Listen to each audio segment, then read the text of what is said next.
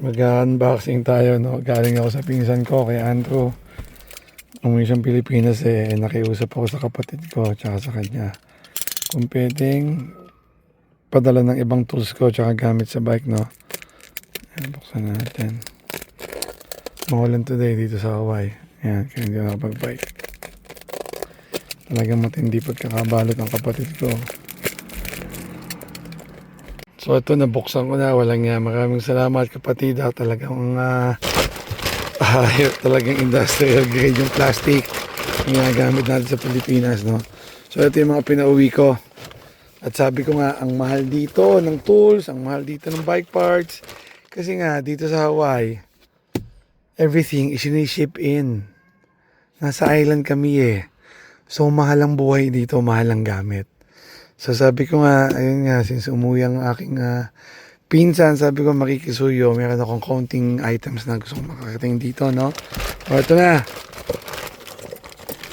So meron akong cutter, ito ay binili ko pa sa Italy yan. Yan, linisin ko lang. So ito lahat to galing Italy, isipin nyo. Galing Italy, nakakating ng Pilipinas ngayon, nasa Hawaii na. Ang aking hex key. Ito, basta sa mga nagbabike, mga nagme-mekaniko, alam na lang, pangtanggal to ng cassette, no? Ayan. Ito naman ay panglagay sa grease. Chain reaction ko pa binili yan. Ito, chain reaction din. Ito ay chain tool para malaman kung ang inyong chain ay kailangan ng palitan. Then, ito, pangkat ng mga tubo, pipe, yan. So, dati ginamit ko to sa aking handlebar at saka sa aking seat post. Wala. Ngayon kasi tayo lahat tawag dito, naka-remote na, no? Dropper post. So, at least sa handlebar magagamit pa to. And then, ang aking yan, ang aking pliers, long nose, no? Yan, ito naman ay nabili ko sa parang Home Depot sa Italy. Ano pa? So, ito yung ginagamit sa cassette, no? Ayan. Ko ito. Gamit na gamit ko to. Tignan niyo yung dulo. Halos bilog na, no? Ayan, sa cassette din yan. And, ito ay for, yan, sa spoke. Yan, pag medyo may maluwag-luwag, ito magandang tool. Ano pa? Nako. Ayan, no, sayang. Alam nyo ba dito kung magkano to? Ang inner cable ng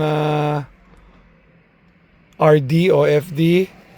So, parang pag branded, nasa $10 na agad. Dalawa to Kasi isa.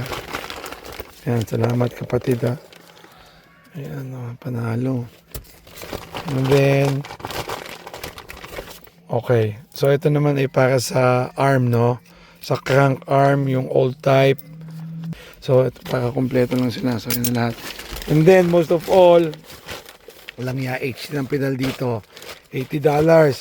Samantalang meron ako sa Pilipinas. So, bagong-bago. Ayan, pedal ako dito. Nakasave na ako. So, that's it. Maraming salamat sa aking kapatid, sa aking pinsan, at nakatipid ako ng malaki, no? Pag sinama-sama mo yan, mga worth $200 ng tools yan. Pera pa to. Alright, that's it.